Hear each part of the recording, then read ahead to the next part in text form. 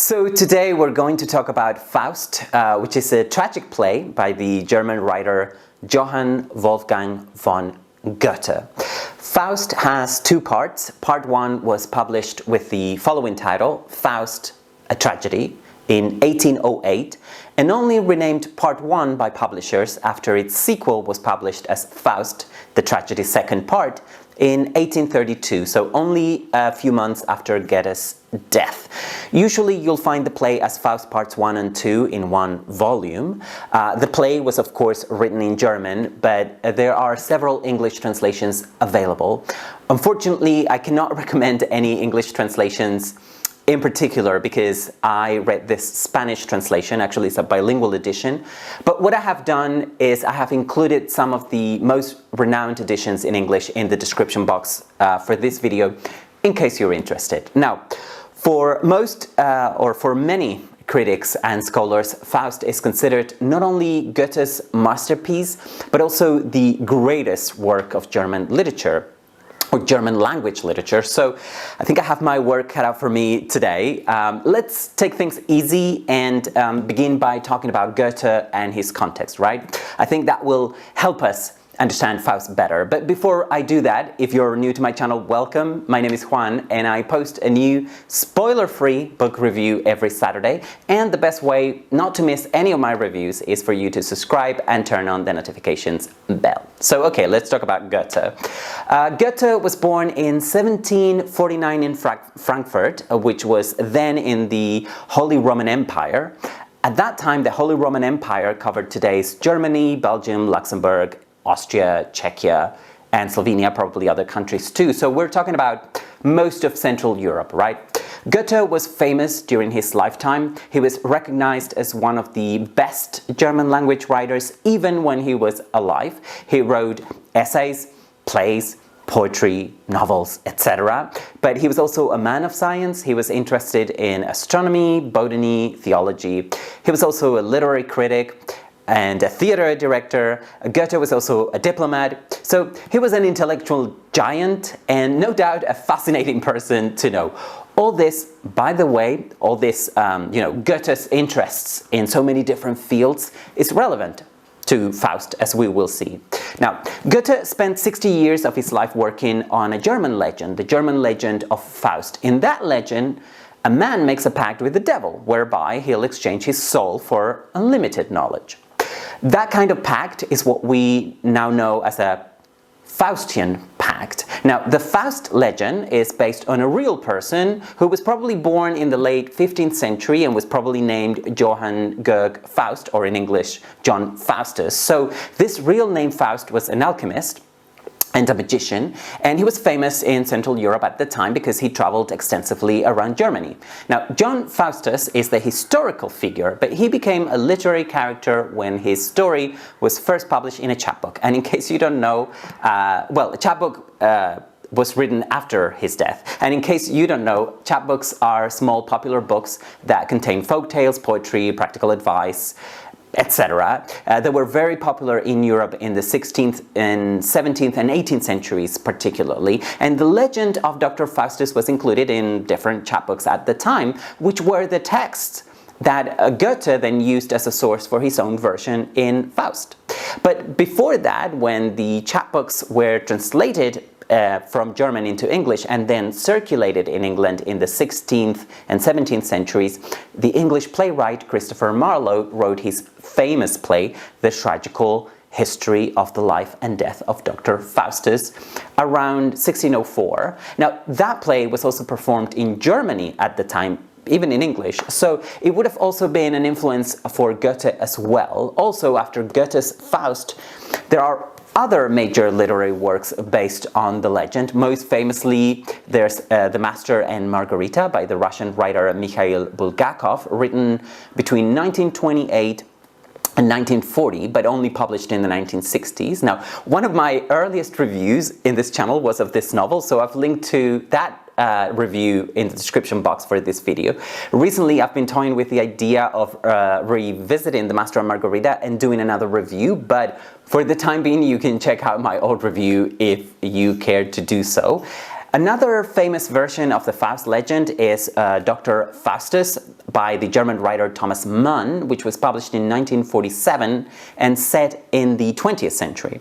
I have recently read Dr. Faustus by Mann, so there may be a review of this book in the future, but I'm making no promises. So I've just mentioned two very well-known works based on Faust, but the legend has caught the imagination of many writers, not only German language ones, and continues to do so to this day. But no doubt, the most influential literary version of the Faust legend continues to be Faust Parts 1 and 2 by Goethe.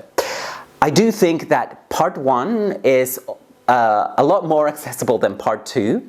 So here's my suggestion. My suggestion would be that you read Faust Part 1. You can then go on to Part 2 if you want to. But to start with, if you want to read about the legend, I think reading Part 1 is probably enough. I must say that I read Marlowe's tragedy before I read Goethe's version, and I also found that useful. And if you're used to Shakespeare's tragedies and that kind of language, you won't have any trouble with Marlowe's. But I am convinced also that you can go in cold with Goethe's Faust Part 1 and be fine. Before Goethe, the legend of Faustus was written about and performed mainly as a cautionary tale, and that includes Marlowe's version. So see what happens if you challenge God and make a pact with the devil, sort of thing. The only possible ending for someone who does that is eternal damnation. Now, Dr. Faustus makes a pact with the devil in which he's granted all human knowledge, and I'm talking here about the legend, right? And he's also granted amazing magic powers for a period of 24 years. Now, after those 24 years are up, Faustus will be damned to hell for eternity. But that is the legend. That is not quite Goethe's take on the legend. There is more complexity in Goethe's Faust than in Marlowe's or in the popular legend itself. In Goethe's play, Faust questions the very meaning of life, and that's one of the classic philosophical questions, right? And Goethe writes about it in Faust. Now, to answer that question, Faust talks to a demon called Mephistopheles. But the play doesn't begin there. The play begins with the demon Mephistopheles making a bet with God. The demon claims that he can lure Faust, who is God's favorite mortal, away from righteousness. Now, Faust's life is devoted to knowledge. He wants to learn everything. And then there's a famous pact between Faust and Mephistopheles in which Faust exchanges his soul for knowledge. There is no 24-year expiration date here, like in Marlowe's play. Instead, Faust agrees to die only if he ever becomes satisfied with what Mephistopheles gives him. Only once Faust's knowledge is complete and he has no more question he needs answers to, will he die and go to hell. Not only is Faust not afraid of hell in this version, but he's also convinced that he will win the bet and never be completely satisfied with the level of knowledge he'll get. Now, Part 1 works as a whole play with a beginning, a middle, and a tragical ending. Only that by the end of Part 1, we don't know who has lost the bet. If you want to find that out, you'll need to read Part 2, which also works as a whole play in itself. But if you read Part 2 without reading Part 1 first, you will not understand the relationship between Faust and Mephistopheles. Now, Faust Part 2 is a much less accessible play because it contains so many classical and German references that unless you are an expert and you have a vast knowledge of the ancient world and German history, you will struggle through it, and I know I did. Now, Goethe's Faust is probably the most impressive work I have ever read, one that I will have to go back to many times, because reading it just once felt like grasping the gist of it and not much more than that.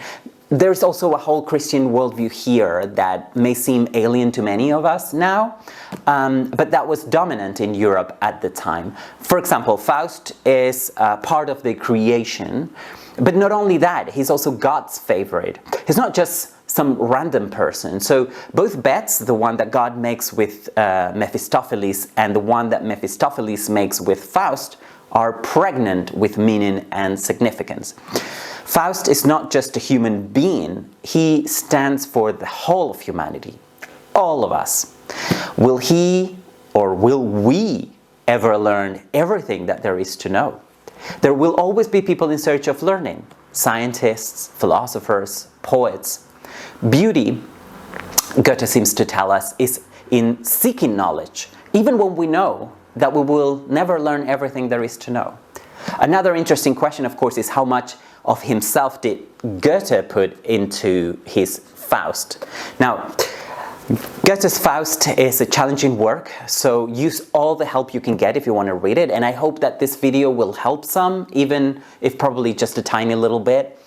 And take your time with it. Faust is one of the key works in the Western canon, and therefore worth reading, but do not expect to have a great time reading it. Find the best translation you can get and try at least part 1. That would be my advice to you. But of course, this is just my opinion. Now, I'd love to hear from you in the comment section below. Let me know what you think about this book. And yeah, this is all from me for now. I hope that you are all doing very well, and I hope to see you again very soon for another book review. Bye for now.